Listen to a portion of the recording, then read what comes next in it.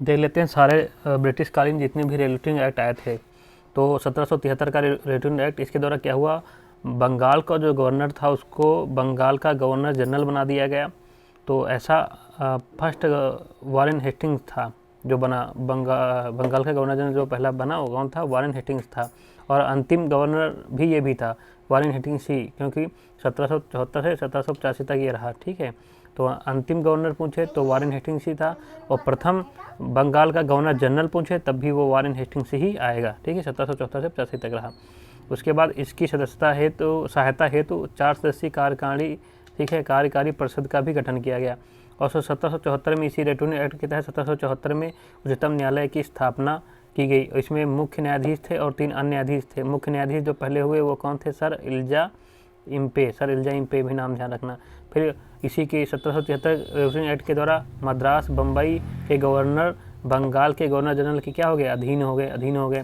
फिर court of director, ठीक है, एक गवर्नर कंपनी की गवर्निंग बॉडी बनाई गई कोर्ट ऑफ डायरेक्टर्स की। ठीक है, और इस कंपनी पर नियंत्रण बढ़ा दिया गया। इस कोर्ट ऑफ डायरेक्टर्स के द्वारा जो कंपनी की गवर्निंग बॉडी थी इसके द्वारा कंपनी पर नियंत्रण क्या कर दिया गया, बढ़ा दिया गया। राजस्व, नागरिक, सैन्य मामलों की सूचना ब्रिटिश गवर्नमेंट को देना अनिवार्य हो गया था। इस कंपनी को राजस्व, नागरिक, सैन्य मामलों की सूचना देना ब्रिटिश गवर्नमेंट को अनिवार्य हो गया था। कंपनी के कर्मचारियों को निजी व्यापार, भारतीयों से उपहार व रिश्वत लेना प्रतिबंधित कर दिया गया। ये हो गया रेगुलेटिंग एक्ट। उसके बाद आता है 1781 का संशोधन अधिनियम आता है। 1781 संशोधन अधिनियम द्वारा क्या किया गया, गवर्नर जनरल और काउंसिल को कंपनी के सेवक भी और तुम्हारे क्या थे, राजस्व संबंधी राजस्व वसूली के मामले, ये सब क्या कर दिए गए, सर्वोच्च न्यायालय के क्षेत्राधिकार से क्या कर दिए गए, मुक्त कर दिए गए, बरी कर दिए गए। ठीक है, और 1781 में क्या हुआ कि कलकत्ता के सभी निवासी सर्वोच्च न्यायालय के अधिकार क्षेत्र में आ गए। हिंदू व मुसलमानों को अपने अपने निजी कानूनों के हिसाब से वाद या मामले तय होते थे। प्रांतीय न्यायालयों की अपील जो है वो गवर्नर इन काउंसिलिंग में ना होकर सर्वोच्च न्यायालय में होती थी। जो प्रांतीय न्यायालयों की जो अपील अगर करनी है तो गवर्नर इन काउंसिलिंग में नहीं करोगे, कहाँ करोगे, सर्वोच्च न्यायालय में करोगे। गवर्नर इन काउंसिल जो है प्रांतीय न्यायालय एवं काउंसिल है तो नियम विनिमय बनाने हेतु क्या हो गई, अधिकृत हो गई। तो गवर्नर इन काउंसिलिंग को प्रांतीय न्यायालय और ठीक है, प्रांतीय न्यायालय और काउंसिल हेतु नियम बनाने की शक्ति किसे दी गई, गवर्नर इन काउंसिल को दी गई। फिर आता है 1784 का पिट्स इंडिया एक्ट आता है, इसे एक्ट ऑफ सेटलमेंट भी कहते हैं। ठीक है, ये पिट्स इंडिया एक्ट 1784 का था, तो उस समय युवा पीएम थे विलियम पिट, इन्हीं के नाम पर रखा गया था इसको नाम पिट्स इंडिया एक्ट 1784 का। ठीक है, ध्यान रखना। कंपनी के राजनीतिक और वाणिज्यिक कार्य पृथक कर दिए, सबसे इंपॉर्टेंट इसमें यही है। 1784 पिट इंडिया एक्ट में क्या हुआ, कंपनी के राजनीतिक और वाणिज्यिक कार्य क्या कर दिए गए, पृथक कर दिए गए। और राजनीतिक कार्यों के लिए एक नियंत्रण बोर्ड बनाया गया, बोर्ड ऑफ कंट्रोल बनाया गया, ये नया निकाय स्थापित हुआ। ठीक है, तो नियंत्रण बोर्ड या बोर्ड ऑफ कंट्रोल कब बनाया गया था, 1784 पिट्स इंडिया एक्ट के द्वारा। और वाणिज्यिक कार्य हेतु एक निदेशक मंडल बनाया गया, इसलिए अब द्वैध शासन प्रारंभ हो गया। 1858 तक ये द्वैध शासन रहा। तो द्वैध शासन प्रारंभ हो 1784 में, कहाँ तक रहा, 1858 तक रहा। और इसमें पिट्स इंडिया एक्ट दो कारणों से बहुत महत्वपूर्ण है, दो कारणों से बहुत महत्वपूर्ण है। और दो कारण क्या है तुम्हारे पिट्स इंडिया एक्ट में, कंपनी के अधीन क्षेत्र जो था उसको ब्रिटिश आधिपत्य का क्षेत्र कहा गया। ठीक है, तो ये ब्रिटिश आधिपत्य का क्षेत्र कब कहा गया, 1784 का पिट्स इंडिया एक्ट के द्वारा। ठीक है, और ब्रिटिश सरकार को कंपनी के कार्यों एवं प्रशासन पर पूर्ण नियंत्रण प्राप्त हो गया। अब ब्रिटिश सरकार को कंपनी के कार्यों और प्रशासन पर पूर्ण नियंत्रण प्राप्त हो गया पिट्स इंडिया एक्ट के द्वारा, ये महत्वपूर्ण है। ठीक है, फिर 1786 का अधिनियम आता है, इतना इंपॉर्टेंट नहीं है। 1786 में बस इतना हुआ कि लॉर्ड कॉर्नवालिस को, जो बंगाल का गवर्नर जनरल था, इसको काउंसिल का निर्णय न मानने का अधिकार दिया गया और इस लॉर्ड कॉर्नवालिस को ही सेनापति या कमांडर इन चीफ का पद भी दे दिया गया। फिर 1793 का चार्टर एक्ट, चार्टर कानून आता है। 1793 का चार्टर कानून आता है। इसमें इंपॉर्टेंट चीज़ ये याद रखने वाली है कि बोर्ड ऑफ कंट्रोल के सदस्यों व उनके कर्मचारियों को भारतीय राजस्व से भुगतान किया जाने का प्रबंध किया गया। तो 1793 का चार्टर कानून जो था, इसमें इंपॉर्टेंट यही है कि बोर्ड ऑफ कंट्रोल और उनके जो सदस्य थे और उनके जो कर्मचारी थे, उन सभी को जो भुगतान होगा, वेतन मिलेगा, वो भारतीय राजस्व से मिलेगा। मतलब काम वो इंग्लैंड में बैठे बैठे करें, पैसा हमारा लेंगे। ठीक है, ये सिस्टम बना 1793 से। और बाकी ये जो 1786 का जो अधिकार दिया गया था लॉर्ड कॉर्नवालिस को, वो सेनापति कमांडर इन चीफ रहेगा, काउंसिल की निर्णय नहीं मानेगा। ये भविष्य में सभी गवर्नर जनरलों को और प्रेसिडेंसियों के गवर्नर जनरलों को ये अधिकार दे दिए गए। ठीक है, ये दोनों।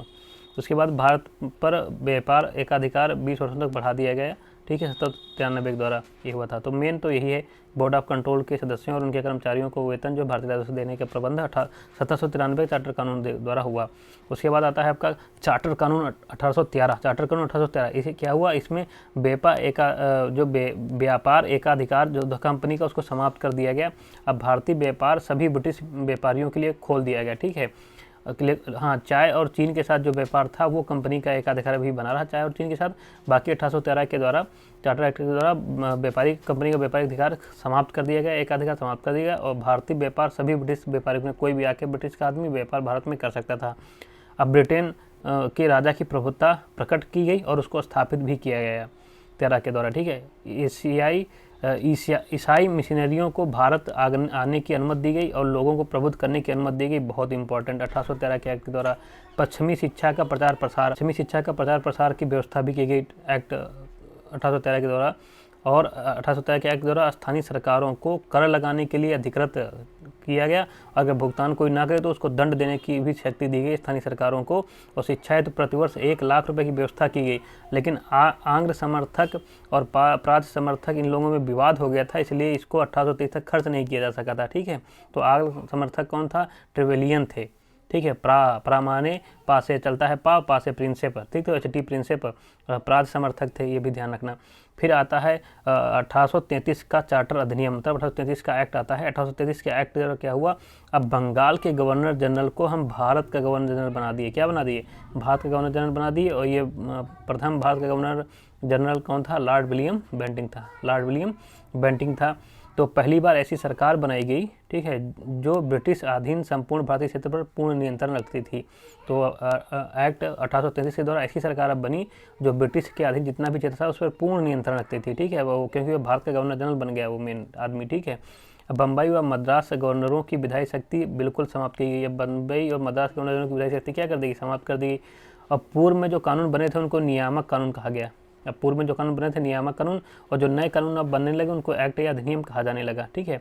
ईस्ट इंडिया कंपनी जो है अब व्यापारिक निकाय नहीं रही, व्यापारिक निकाय उसका खत्म। 1833 के एक्ट द्वारा उसको व्यापारिक निकाय खत्म, बहुत इंपॉर्टेंट। विशुद्ध रूप से प्रशासनिक निकाय बना दिया गया 1833 से, ठीक है। 1833 से विशुद्ध रूप से कंपनी को क्या, प्रशासनिक निकाय बना दिया गया। और सिविल सेवकों के चयन की खुली प्रतियोगिता का प्रयास किया गया। 1833 एक्ट के द्वारा सिविल सेवकों के चयन की खुली प्रतियोगिता का प्रयास किया गया, लेकिन बोर्ड ऑफ डायरेक्टर का विरोध करने पर इस प्रावधान को क्या कर दिया गया, समाप्त कर दिया गया। लेकिन यहाँ पर प्रयास किया गया था, ठीक है। गवर्नर जनरल परिषद में चौथा सदस्य विधि विशेषज्ञ के रूप में शामिल किया गया। गवर्नर जनरल परिषद में एक चौथा सदस्य शामिल किया गया, वो कौन था, विधि विशेषज्ञ सदस्य होगा, ये शामिल किया गया। और ऐसा विधि विशेषज्ञ सदस्य पहला कौन था, मैकाले था। कौन था, मैकाले था। फिर आता है 1853 का चार्टर अधिनियम। अब 1853 में क्या हुआ, 1853 में पहली बार गवर्नर जनरल की परिषद के विधायी एवं प्रशासनिक कार्य अलग अलग कर दिए गए। तो अब पहली बार क्या हुआ, गवर्नर जनरल परिषद के विधायी एवं प्रशासनिक कार्य क्या कर दिए गए, अलग अलग कर दिए गए। और गवर्नर जनरल परिषद में 6 नए पार्षद जोड़े गए, ठीक है। ये जो विधान परिषद थी या गवर्नर जनरल हेतु नई विधान परिषद जो बनी वो जिसे भारतीय केंद्रीय विधान परिषद भी कहते थे। भर्ती व चयन खुली प्रतियोगिता के द्वारा प्रारंभ कर दिया गया 53 के द्वारा। वहाँ 1833 में कोशिश की गई थी लेकिन असफल हो गया था बोर्ड ऑफ कंट्रोल के विरोध करने के बाद। लेकिन 1853 में खुली प्रतियोगिता शुरू हो गई, ठीक है। और विशिष्ट सिविल सेवा भारतीयों हेतु खुली, ठीक है। विशिष्ट सिविल सेवा भारतीयों के हेतु भी खोल दी गई। ये मैकाले समिति नियुक्त की गई थी इस पर, ठीक है। उसने अपनी राय दी थी, ठीक है। मैकाले समिति नियुक्त की गई थी। और पहली बार ही यहाँ पर भारतीय केंद्रीय विधान परिषद में स्थानीय प्रतिनिधित्व प्रारंभ हुआ। पहली बार में भारतीय विधान परिषद में स्थानीय प्रतिनिधित्व प्रारंभ हुआ। और 6 नए सदस्यों में से 4 कहाँ के थे, 4 थे आपके, एक था बंगाल का, एक मद्रास का, एक बम्बई का और एक आगरा का, ठीक है, कि स्थानीय प्रांतीय सरकार द्वारा चुने गए थे, ठीक है। कहाँ थे, बंगाल, मद्रास, बम्बई और आगरा के, ये यहाँ से एक सदस्य चुना गया था, ठीक है। तो पहली बार भारतीय केंद्रीय विधान परिषद में स्थानीय प्रतिनिधित्व प्रारंभ हुआ। और स्पष्ट था, इससे के द्वारा स्पष्ट कर दिया कि संसद द्वारा कंपनी का शासन कभी भी समाप्त किया जा सकता है। 1853 के चार्टर द्वारा स्पष्ट कर दिया था सरकार ने, ब्रिटिश सरकार ने, कि संसद द्वारा ये कंपनी का शासन कभी भी समाप्त किया जा सकता है।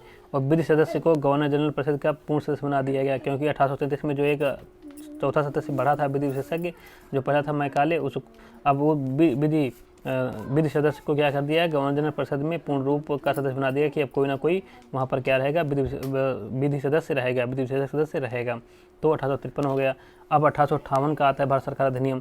1858 भारत सरकार के अधिनियम के द्वारा ही ईस्ट इंडिया कंपनी का शासन समाप्त हो गया था और शासन राजशाही को हासिल कर दिया गया था, मतलब ब्रिटिश गवर्नमेंट को शासन ये चला गया था भारत का, ठीक है। तो 1858 के एक्ट के द्वारा क्या हुआ, गवर्नर जनरल को अब भारत का वायसराय बना दिया गया।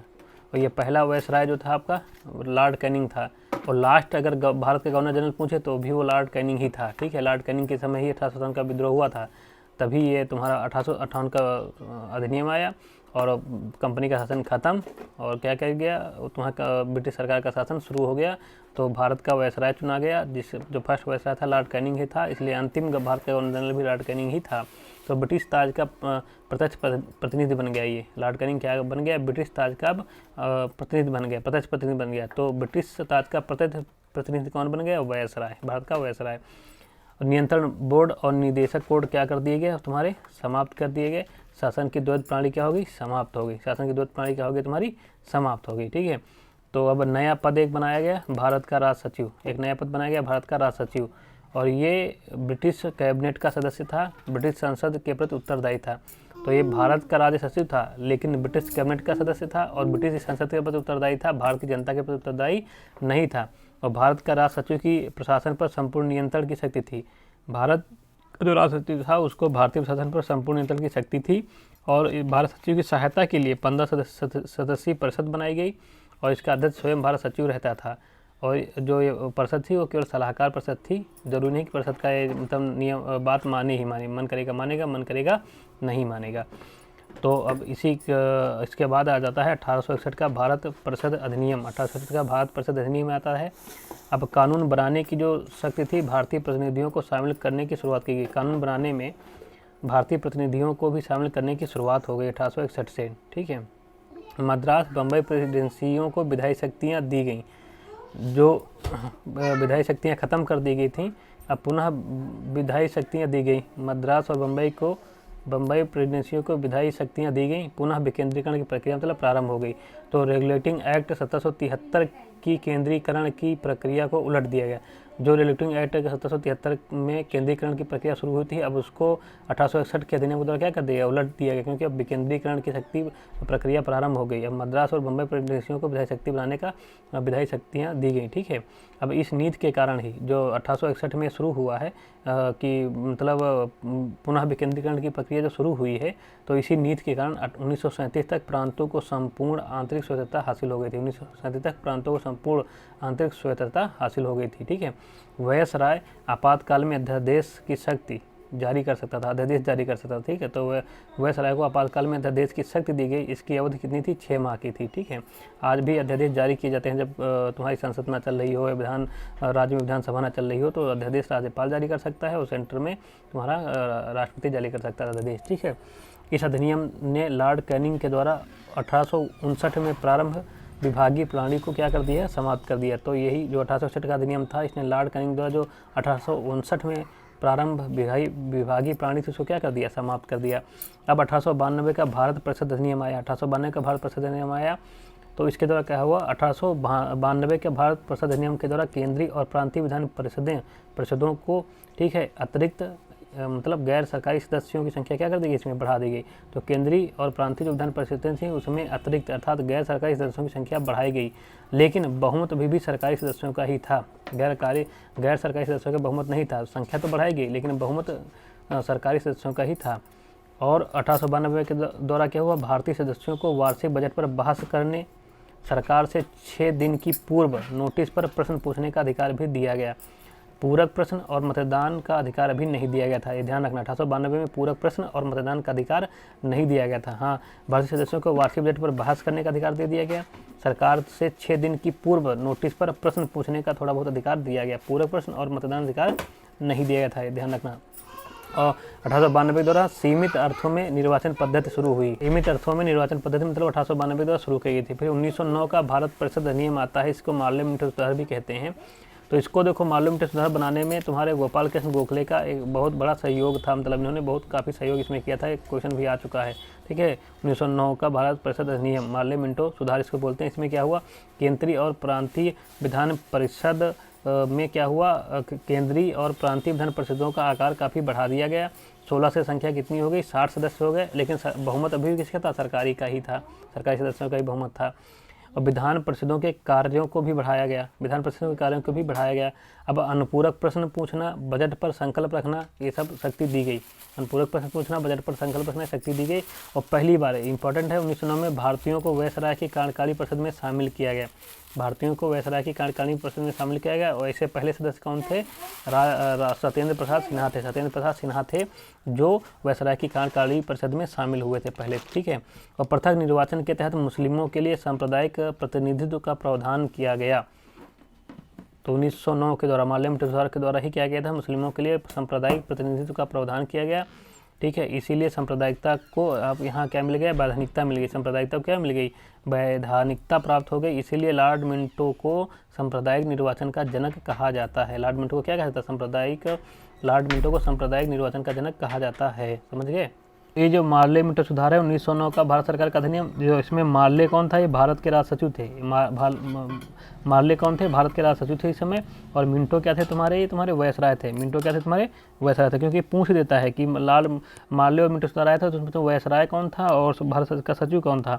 तो लॉर्ड मिंटो क्या थे, ये मिंटो वायसराय थे, क्या थे, भारत के वायसराय थे।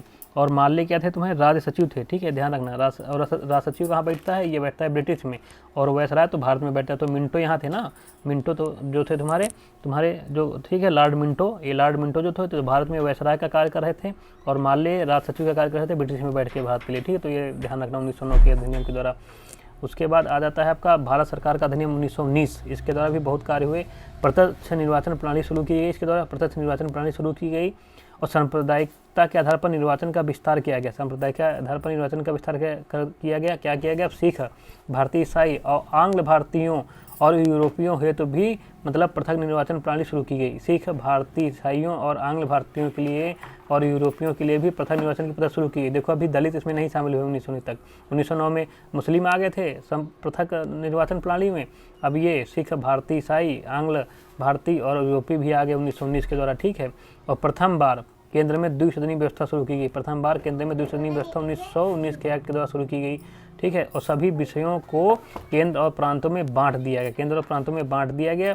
और द्विसदनीय केंद्रीय विधानमंडल समस्त ब्रिटिश भारत हेतु कानून बना सकती थी। अब द्विसदनीय जो केंद्रीय विधानमंडल था वो समस्त ब्रिटिश भारत हेतु कानून बना सकता था। प्रांतों में द्वैध शासन प्रणाली शुरू कर दी गई। प्रांतों में द्वैध शासन प्रणाली चालू शुरू की गई 1919 के द्वारा। प्रांतों में द्वैध शासन प्रणाली शुरू की गई। और प्रांतीय विषय आरक्षित और हस्तांतरित में बांटे गए। आरक्षित विषय क्या था, गवर्नर कार्यपालिका परिषद की सहायता से कानून बना था।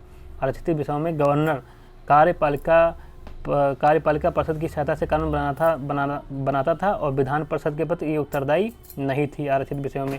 और हस्तांतरित विषय में क्या थे, गवर्नर का शासन था। क्या था, गवर्नर का शासन था, मंत्रियों की सहायता लेता था जो विधान परिषद के प्रति उत्तरदायी थी, ठीक है। तो हस्तांतरित विषय में कानून कौन बनाता था, गवर्नर का शासन, ठीक है। ये मंत्रियों की सहायता लेता था और जो विधान परिषद के पद क्या थी, उत्तरदायी थी। और आरक्षित जो विषय थे उस पर सीधे गवर्नर कानून बनाता था। कार्यपालिका परिषद की सहायता लेता था लेकिन विधान परिषद पर उत्तरदायी नहीं था, जो चाहे वो कानून बना सकता था, ठीक है। और पहली बार क्या हुआ, उत्तरदायी शासन शब्द का प्रयोग किया गया, ठीक है। 1919 के द्वारा पहली बार उत्तरदायी शासन का प्रयोग किया गया। और आयोग का गठन किया गया। 10 वर्ष बाद अधिनियम की समीक्षा करना, रिपोर्ट देना, ठीक है। और ये व्यवस्था की है कि 10 वर्ष बाद एक आयोग गठित किया जाएगा जो अधिनियम की समीक्षा करेगा और फिर अपनी रिपोर्ट देगा।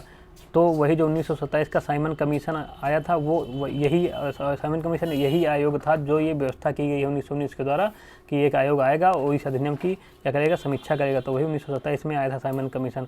तो 10 वर्ष मतलब बात तो 1929 में बनना चाहिए था ना, 10 वर्ष बाद, लेकिन वो बन गया था 1927 में ही, था 2 वर्ष पहले ही बन गया था, ठीक है। और फिर क्या हुआ, संपत्ति और कर और शिक्षा के आधार पर सीमित मताधिकार दिया गया था। किसके? 3 हैं, संपत्ति है, कर है और शिक्षा। ये ध्यान रखना, पूछ देता है सीमित मताधिकार किसके आधार पर था? संपत्ति था, कर था और शिक्षा था, ये आधार था उसका। लोक सेवा आयोग का गठन किया गया 1926 में। केंद्रीय लोक सेवा आयोग का गठन हुआ। तो 1926 में केंद्रीय लोक सेवा आयोग का क्या हुआ? गठन हुआ। इसमें व्यवस्था की थी 1919 एक्ट के द्वारा लोक सेवा आयोग का व्यवस्था की गई थी गठन की, तो वही 1926 में केंद्रीय लोक सेवा आयोग का गठन हुआ था। ठीक है, व्यवस्था कब हुई थी? 1919 के एक्ट में हो गई थी। फिर पहली बार ही केंद्रीय बजट, ठीक है, केंद्रीय बजट राज्यों के बजट से अलग कर दिया गया। केंद्र का जो बजट था वो राज्यों के बजट से अलग कर दिया गया। राज्य विधानसभाओं को अपना बजट बनाने की शक्ति दी गई। ठीक है, तो देखो अब जो व्यवस्था यहाँ पर थी कि 10 वर्ष बाद एक आयोग गठन किया जाएगा जो इस 1919 के एक्ट की समीक्षा करेगा, तो उसी के लिए साइमन कमीशन आयोग गठित हुआ 1927 में, तो 2 वर्ष पहले ही हो गया। ठीक है, निर्धारित समय से 2 वर्ष पहले ही हो गया। साइमन कमीशन आयोग का गठन किया गया। इसके अध्यक्ष थे जॉन साइमन अध्यक्ष थे। इसमें 7 सदस्यीय वैधानिक आयोग था ये। ठीक है, 7 सदस्यीय वैधानिक आयोग था और सभी सदस्य क्या थे? ब्रिटिश थे, कोई भी भारतीय नहीं था। इसीलिए भारत के सभी दलों ने इसका क्या किया? बहिष्कार किया। और ये साइमन कमीशन 1928 में मुंबई पहुंचता है कब? मुंबई में। गठित कब हुआ था? 1927 में। और मुंबई कब पहुंचा था? 1928 में। 1930 में अपनी रिपोर्ट दी और रिपोर्ट में इसने कहा कि द्वैध शासन प्रणाली जारी रखो और राज्यों में सरकारों का विस्तार करो और ब्रिटिश भारत के संघ की स्थापना करो और सांप्रदायिक निर्वाचन व्यवस्था को जारी रखो। अर्थात सांप्रदायिक निर्वाचन ऐसे जारी रखो, मुस्लिम अलग वोट दे और वो सब सिख ईसाई सब अलग दे, वो सांप्रदायिक निर्वाचन जारी रखो, क्योंकि वोट डालोगे तभी राज कर पाओगे। और द्वैध शासन प्रणाली भी जारी रखने के लिए कहा। ठीक है, इसने और क्या कहा? ब्रिटिश भारत के संघ की स्थापना करो। ठीक है, ब्रिटिश भारत को मतलब मजबूत करते रहो, ये सब इसने सिफारिश की थी। प्रस्ताव पर विचार करने के लिए 3 गोलमेज सम्मेलन भी किए गए। चर्चा का आधार क्या था? संवैधानिक सुधारों पर एक श्वेत पत्र जारी करना था। ठीक है, ब्रिटिश संसद की प्रवर समिति की समक्ष इसने पेश किया और समिति सिफारिशों को भारत प्रसिद्ध अधिनियम 1935 में शामिल कर लिया गया।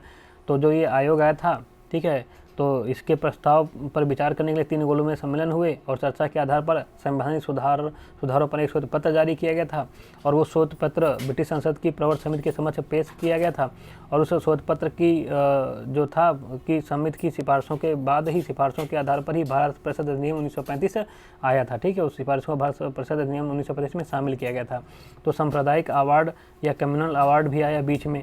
ठीक है, तो इसमें क्या हुआ? ब्रिटिश पीएम रैमजे मैकडोनाल्ड ने 1932 में अल्पसंख्यकों के प्रतिनिधित्व पर एक योजना की घोषणा की। ठीक है, और घोषणा की तो इसे क्या कहते हैं? सांप्रदायिक अवार्ड कहते हैं। क्या कहते हैं? ये ब्रिटिश पीएम थे रैमजे मैकडोनाल्ड, क्योंकि यहाँ पर साइमन कमीशन ने बताया था ना कि ये सांप्रदायिकता का जो निर्वाचन पद्धति है उसको बढ़ाते रहो, इसलिए ब्रिटिश पीएम रैमजे मैकडोनाल्ड ने 1932 में अल्पसंख्यकों के प्रतिनिधित्व पर एक योजना की घोषणा की, जिसे कहते हैं सांप्रदायिक अवार्ड। इसमें क्या किया गया?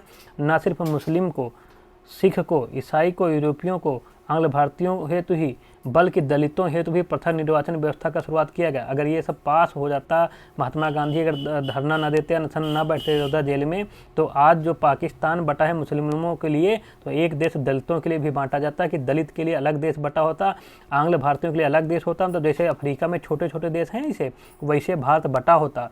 तो दोस्तों, इतिहास इसलिए नहीं पढ़ा जाता कि गड़े मुर्दे खोदते, इतिहास इसलिए पढ़ा जाता है कि भूतकाल में हमारे पूर्वजों ने क्या गलती की थी, तो हम आगे वो गलती ना करें, जिससे हमारा परिवार न टूटे, हमारा मोहल्ला न टूटे, हमारा गांव न टूटे, हमारा देश न टूटे। ठीक है, और हम एक रहें और सुदृढ़ रहें। देखो, ये सांप्रदायिक अवार्ड आया 1932 में। इसने क्या किया? ना सिर्फ मुस्लिमों को, सिख को, ईसाइयों को, यूरोपियों को, आंग्ल भारतीयों हेतु, बल्कि दलितों हेतु पृथक निर्वाचन व्यवस्था की शुरुआत कर दी। इसलिए महात्मा गांधी रौदा जेल में अनशन शुरू कर दिया था। जब काफ़ी अनशन किया, मरने ही वाले थे, तब सभी लोगों ने राजी किया अम्बेडकर जी को, तो गांधी जी के साथ संशोधन हुआ इसको। अम्बेडकर जी राजी हुए, ठीक है हम दलितों के लिए नहीं लेंगे, लेकिन सरकार नहीं राजी हुई थी। इसलिए 1935 के अधिवेशन में दलितों को देती सांप्रदायिक निर्वाचन की, लेकिन अम्बेडकर जी राजी हो गए, जिसकी वजह से आज देश हमारा बटा नहीं। ये मुस्लिम नहीं माने थे, तो उन्हीं के लिए एक देश बट गया। बाकी चाहे सिख हों, चाहे ईसाई हों, चाहे यूरोपीय हों, चाहे आंग्ल भारतीय हों, सब एक ही देश में, भारत में रह रहे हैं। और आज भारत अपने पूरे दुनिया में अपना झंडा कायम कर रहा है और विभिन्नताओं में एकता को हम दिखा रहे हैं। हमारे देश में हर जगह, मतलब ज़मीन भी हर जगह अलग अलग है और पूरे देश में वातावरण भी अलग अलग रहता है, और हर जगह जाओगे तो वहाँ पर भाषाएं भी अलग अलग बोली जाती हैं और सर लोगों की बनावटें भी अलग अलग हैं, लेकिन फिर भी हम इन विभिन्नताओं में एकता को प्रदर्शित करते हैं और हमारा भारत एक बना हुआ है। जय हिंद, जय भारत। ठीक है, तो संयुक्त निर्वाचन व्यवस्था बनाए रखा और दलितों हेतु स्थान आरक्षित कर दिए जब पुनः समझौता हुआ अम्बेडकर के साथ। ठीक है, और अनशन कर रहे थे, प्रारंभ किया था, इसलिए कांग्रेस और दलितों के बीच क्या हुआ? समझौता हुआ, पुनः समझौता जिसे कहते हैं। और संयुक्त हिंदी निर्वाचन व्यवस्था बनाए रखा गया और दलितों हेतु स्थानों को आरक्षित कर दिया गया। इसलिए अब अभी तक भी हमारी संसद, लोकसभा और राज्य विधानसभा में दलितों के लिए स्थान आरक्षित हैं कि वो उसी सीट पर लड़ेंगे। अब ये नहीं कि उनके लिए कोई अलग बेस दिया जाए, अलग उनके लिए चुनाव होगा, ऐसा की व्यवस्था नहीं हुई, तो ये ध्यान रखना, ठीक है। उसके बाद आता है भारत शासन अधिनियम 1935 आया। इसमें धाराएं 310 थी, अनुसूचियाँ 10 थी। ये पूछ सकता है धाराएं कितनी थी, 310, अनुसूचियाँ कितनी थी, 10 थी, ये पूछ सकता है, ठीक है। इसमें क्या हुआ, अखिल भारतीय संघ की स्थापना की गई। राज्य और रियासतों को एक इकाई माना गया, राज्य और रियासतों को एक इकाई माना गया। तो 3 सूचियाँ आई, संघ सूची में 62 विषय थे, राज्य सूची में 54 विषय थे, समवर्ती सूची में 36 विषय थे और अवशिष्ट शक्तियाँ जो थी वायसराय को दी गई। पूछता है, कई बार पूछा है, अवशिष्ट शक्तियाँ किसको दी गई थी, वायसराय को दी गई थी। प्रांतों में द्वैध शासन समाप्त हो गया था, प्रांतों में अब द्वैध शासन क्या हो गया, समाप्त हो गया और प्रांतीय स्वतंत्रता का शुभारंभ हुआ, प्रांतीय स्वतंत्रता का शुभारंभ हुआ और केंद्रों में द्वैध शासन प्रणाली शुरू हुई। यहाँ से 1935 से क्या हुआ, प्रांतों में द्वैध शासन समाप्त हुआ, ठीक है, और प्रांतीय स्वतंत्रता का शुभारंभ हुआ और केंद्रों में द्वैध शासन प्रणाली क्या हुई, प्रारंभ हो गई। दलित, महिलाओं, मजदूर वर्ग को क्या किया जाएगा, निर्वाचन, पृथक निर्वाचन की व्यवस्था करेगी। देखो, ठीक है, दलित और महिलाओं को भी और मजदूर वर्ग को भी पृथक निर्वाचन की व्यवस्था की गई। मतलब सांप्रदायिक प्रतिनिधि को क्या किया गया, बढ़ाया गया। सांप्रदायिक प्रतिनिधि को मतलब फूट डालो, राज करो, सब लोग बटे रहेंगे तभी हम उन पर राज कर पाएंगे। अंग्रेजों का यही मकसद था। मताधिकार का विस्तार किया गया, लगभग 10% जनसंख्या को मताधिकार का हक दिया गया। देश की मुद्रा और साख नियंत्रण है तो आरबीआई की स्थापना की गई। 1935 के द्वारा ही आरबीआई की स्थापना हुई, ठीक है। 1937 में संघीय न्यायालय की भी स्थापना हुई। 1935 के द्वारा ही 1937 में संघीय न्यायालय की स्थापना हुई। इसके द्वारा वर्मा म्यांमार को भारत से पृथक कर दिया गया 1935 में, ठीक है। इसके द्वारा ही वर्मा को म्यांमार को भारत से पृथक कर दिया गया था 1935 में। और 2 नए प्रांत बनाए गए, सिंध एवं उड़ीसा का निर्माण हुआ। 2 नए प्रांत सिंध और उड़ीसा का निर्माण भी हुआ 1935 के द्वारा, ध्यान रखना। फिर अब आता है आखिरी आएगा तो 20 फरवरी 1947 को ब्रिटिश पीएम जो थे क्लीमेंट एटली ने घोषणा कर दी। 20 फरवरी 1947 को ब्रिटिश पीएम क्लीमेंट ने घोषणा की थी कि 30 जून 1947, ठीक है, 30 जून 1947 ब्रिटिश शासन भारत से समाप्त हो जाएगा। इन्होंने क्या घोषणा की, 30 जून 1947 को ब्रिटिश शासन भारत से क्या हो जाएगा, समाप्त हो जाएगा और सत्ता उत्तरदायी भारतीय हाथों में सौंप दी जाएगी।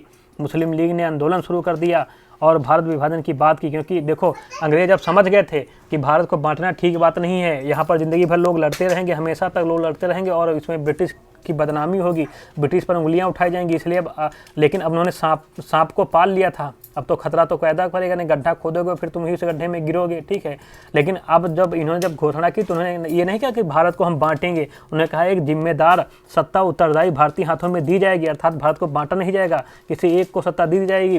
तो मुस्लिम लीग भड़क गया, मुस्लिम लीग ने कहा, आंदोलन शुरू कर दिया, कहा कि भारत विभाजन की बात इसमें नहीं की गई है।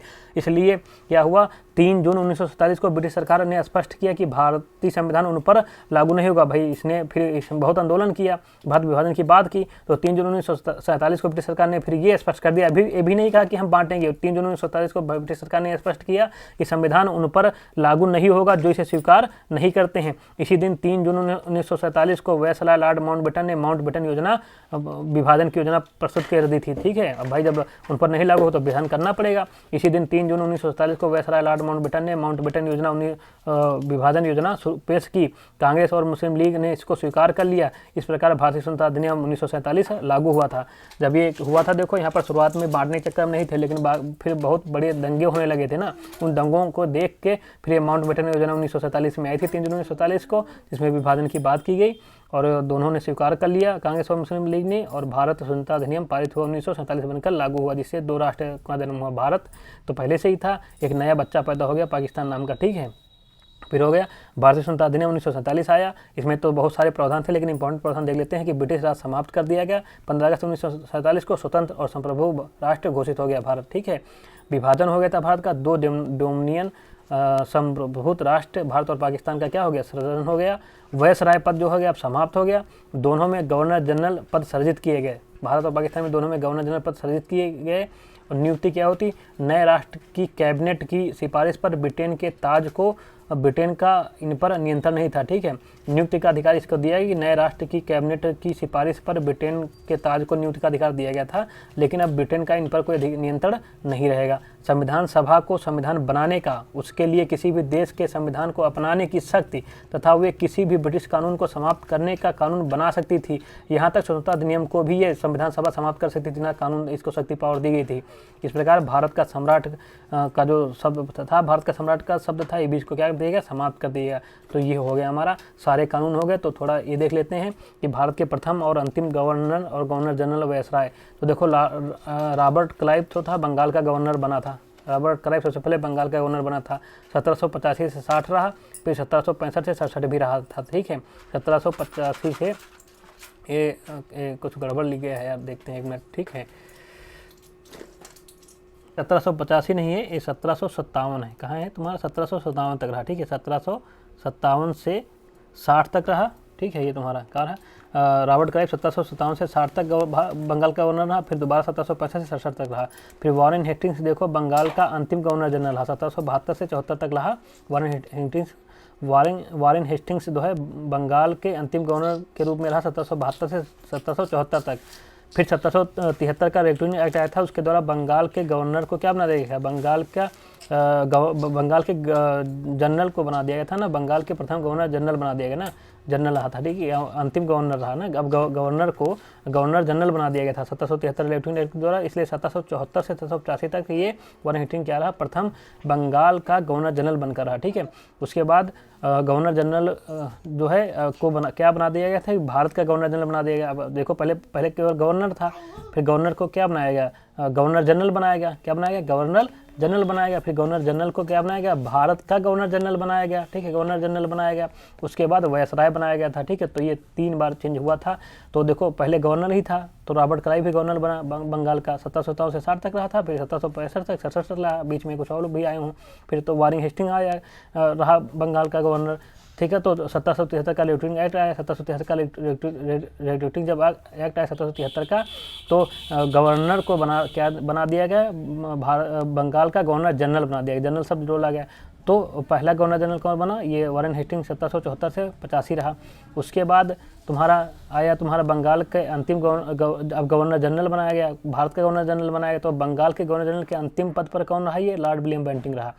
तो और अंतिम पद पर ही रहा 1828 से 1833 तक, बंगाल के अंतिम गवर्नर जनरल के रूप में 1828 से 1833 तक।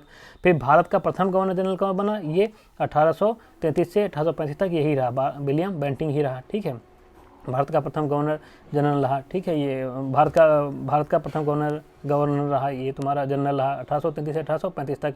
उसके बाद तुम्हारा क्या रहा, लॉर्ड कैनिंग, जब 1858 के अधिनियम के द्वारा अब भारत के गवर्नर जनरल का पद समाप्त कर दिया गया और भारत का वायसराय का पद आया। तो लॉर्ड कैनिंग ही प्रथम भारत का वायसराय बना, 1858 से 1862 तक रहा। और अंतिम भारत के गवर्नर जनरल पूछे तो लॉर्ड कैनिंग ही रहा था। ठीक है, 1856 से 1858 तक ये अंतिम गवर्नर जनरल भी रहा भारत का। ठीक है, ये हो गया। फिर आ गया लॉर्ड माउंटबेटन, ये भारत के अंतिम वायसराय थे, मार्च 1947 से अगस्त 1947 तक रहे, भारत के अंतिम वायसराय रहे ये लॉर्ड माउंटबेटन। और स्वतंत्र भारत के प्रथम गवर्नर जनरल बने ये।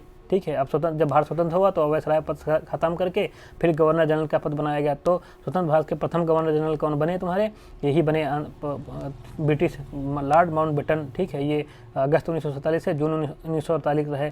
फिर स्वतंत्र भारत के श्री राजगोपालाचारी जो है स्वतंत्र भारत के प्रथम और अंतिम गवर्नर जनरल बने थे जून 1948 से जनवरी 1950 तक। इसके बाद गवर्नर जनरल का पद समाप्त कर दिया गया, फिर अपनी प्रजातंत्र सरकार लागू है। ठीक है, ये हो गया। जय हिंद, जय भारत।